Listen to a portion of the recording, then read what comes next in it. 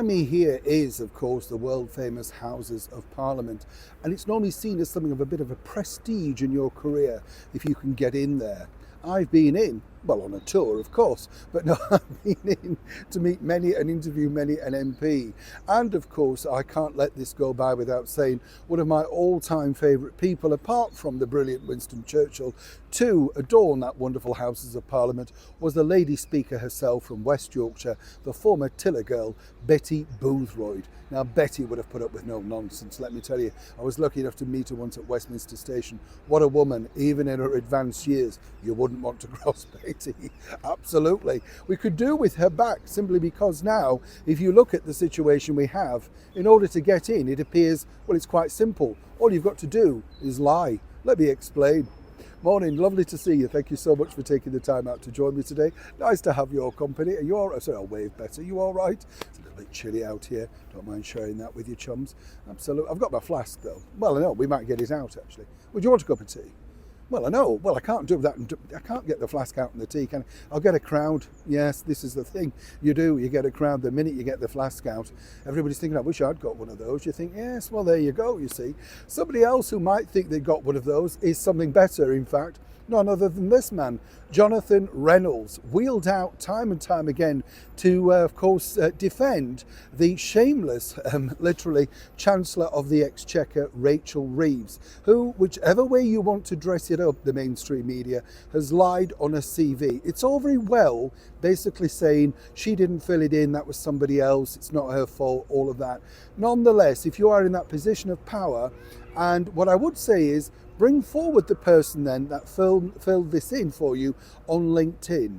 Find that person and get them to admit on camera that they did it, because otherwise you're just down as a liar, a charlatan and a cheat. A little bit like this man. Now, Jonathan Reynolds apparently was a fully fledged solicitor, or was he? Take a look at this. The last election I worked as a solicitor in Manchester city centre, and I would travel in to Manchester every day from what is now my...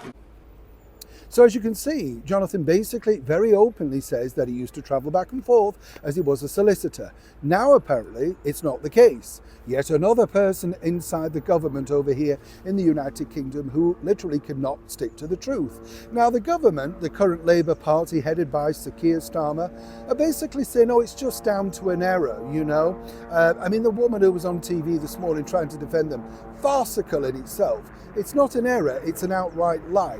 But apparently somebody filled in their LinkedIn CV and they didn't bother to check. So we're supposed to trust you with a level of business, but you don't bother to check your own CV. So what you really need to do with Rachel and indeed, you know, Jonathan Reynolds and perhaps even Sir Keir Starmer, has anybody actually checked whether he is a real lawyer, or did he fudge the CV? Or was it simply somebody working him behind? Maybe the voice coach that we don't know who paid for that. You get the picture. Since they came in 7 months ago, this government have been dogged by lie after lie after lie, whipping away things, quite happy to meet other areas of the community. Here we see, of course, Sir Keir Starmer meeting the Muslim business community, but doesn't want to meet the British farmers. No, no, no, that's too tricky, and they might not vote. But next time you're wondering, can I get that job? All you've got to do is literally lie on your CV and present it. So if you fancy being an astronaut, or indeed maybe the Prime Minister, and if anybody questions it, say, well, Jonathan Reynolds and Rachel Reeves told me just to point out that I didn't fill that in, so technically I'm not lying.